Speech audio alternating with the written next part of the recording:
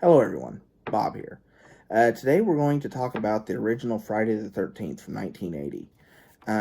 In fact, its birthday was earlier this month. It turned 40, and being that we're just about the time of year when summer camps and stuff get to going, thought this would be a good time to go through one of my favorite horror series. The original Friday the 13th starts off in it's I don't really want to call it a flashback sequence, but it's like a prologue. Its pre-title sequence takes place in like 1958, and there are these two counselors that sneak off, and they are starting to do adult things, and they are killed by an unseen killer.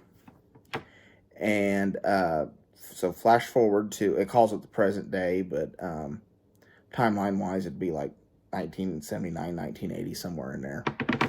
And the film picks up following this woman who's on her way to be a counselor at Camp Crystal Lake. There's a guy named Steve Christie who's restarting the camp and reopening it after several years of trouble.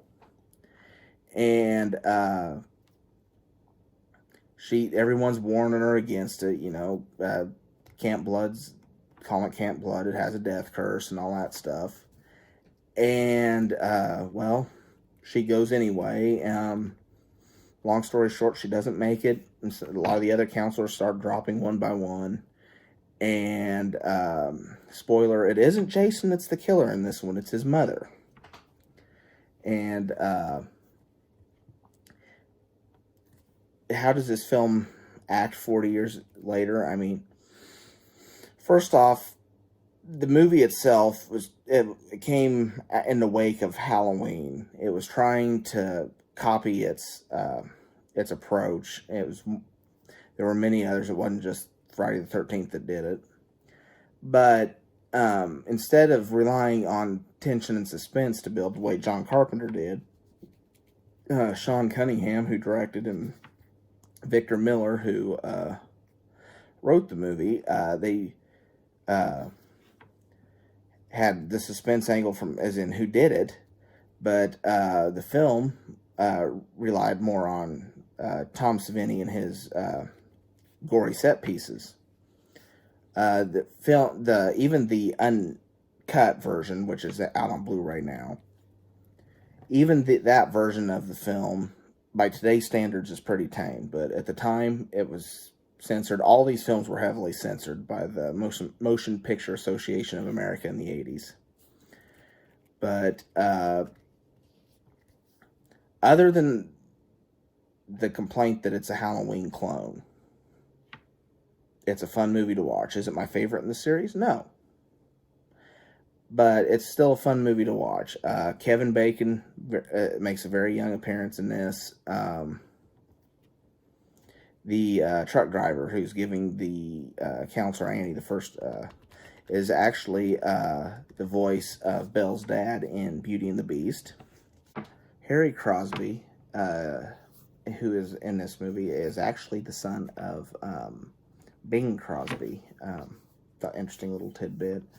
But the movie, it builds suspense wonderfully with the score. It's a very simplistic score. It has lots of strings, and the famous kill, that Harry Manfredini does. It builds tension, and it's very effective.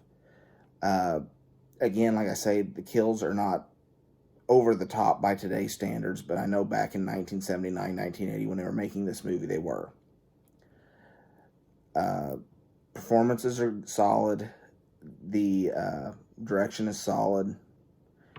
And I'm sure when they made this, they had no idea they were launching one of the longest running horror franchises that there's been.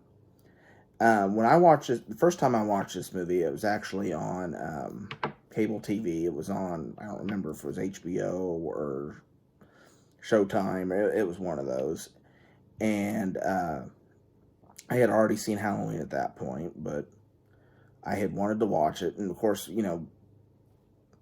having come much later into the series, you're like, well, where's Jason? It wasn't until much later when I got a little older, that I could appreciate what they accomplished in this, and trying to build tension, and trying to add mystery. And it overall is well done, well made, low budget movie that has stood the test of time, as well as most slashers have. Is it in the same ballpark as such classics as Halloween or Black Christmas? No. But if it's on TV, I'm probably going to stop and watch it. And of course, I occasionally have my Friday the 13th marathons.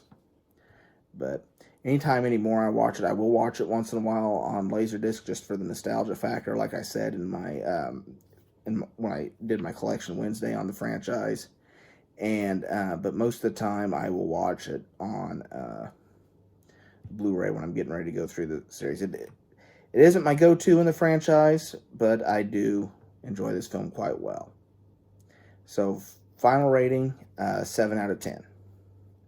Thank you so much for watching. If you enjoyed the content of this video, please give it a like and consider subscribing.